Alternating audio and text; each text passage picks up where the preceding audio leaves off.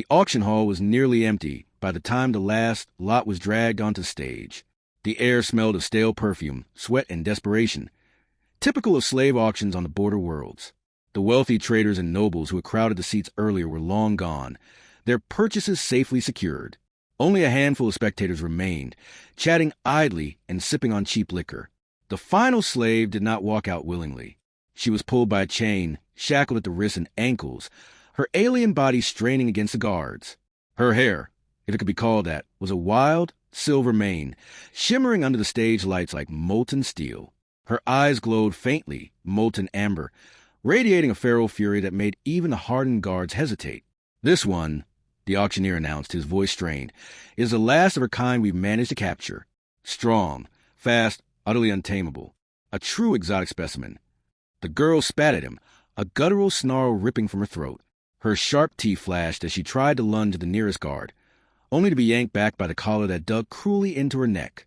The crowd chuckled uneasily. She's trouble, someone muttered. Not worth the price of her food, another agreed. The auctioneer forced a smile. Starting bid, 500 credits. Silence. The girl's furious eyes scanned the room, daring anyone to claim her. Most turned away, uninterested. She wasn't docile. She wasn't broken. She wasn't the kind of slave one could parade around as a status symbol. For 100, then, the auctioneer tried again. His forehead gleamed with sweat. 200. Still nothing. Chairs scraped as the last spectator stood, uninterested in a creature they couldn't control. Worthless beast! Someone sneered before leaving. The alien girl threw her head back and laughed, a wild, harsh sound that rang through the emptying chamber. She would not be bought, she believed. She would not bow, and then a voice broke the silence. I'll take her. It was deep, calm, steady. Every eye turned to the back of the hall. A low man stood there, tall and broad-shouldered, his plain coat marking him as a traveler, not a noble.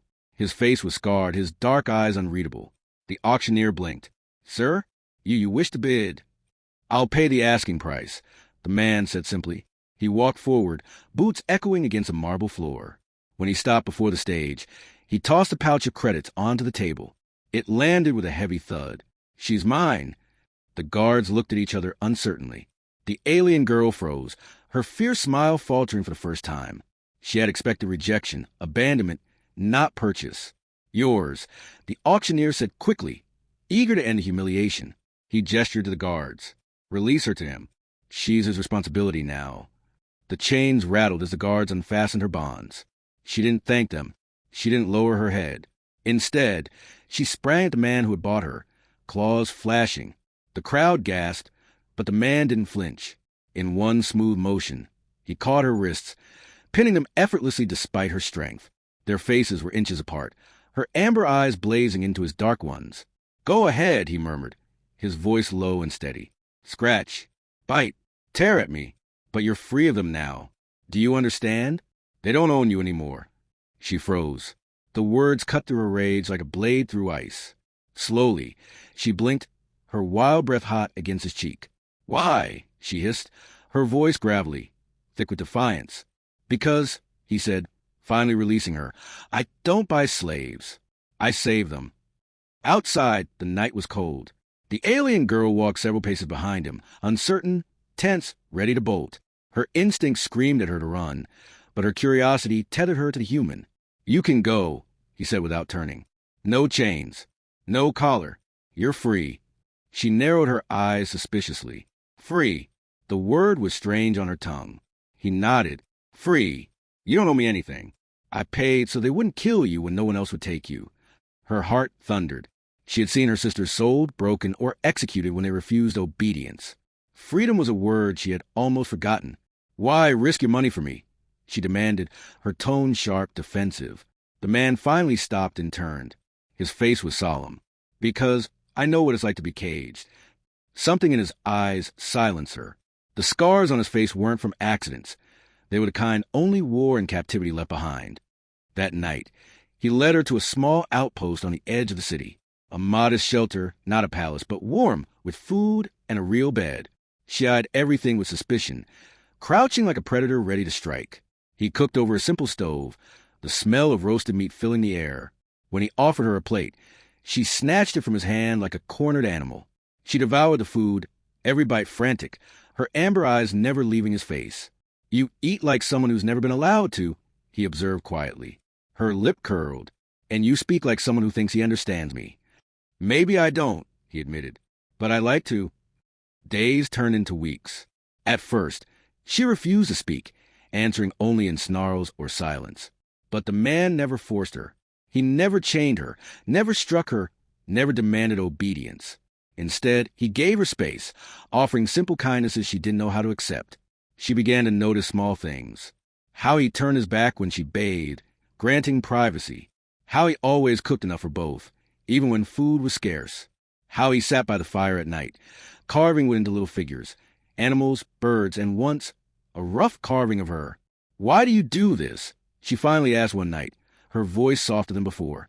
He looked at her carving and smiled faintly. "Because you're not a beast. You're someone who deserves more than chains." The words shook her. No one had ever spoken them to her before. But freedom was not without shadows. Bounty hunters came searching, demanding the escaped asset be returned. The man stood in the doorway, rifle in hand, refusing them entry. The girl watched from inside, her chest tight with something she had never felt before. Fear for someone else. When the hunters attacked, she fought alongside him. Her claws flashed, her strength unleashed, and together they drove the intruders away. When it was over, she was trembling, not from exhaustion, but from the realization that she had chosen to fight for him. "You could have run," he said quietly, wiping blood from his brow. "So could you," she shot back.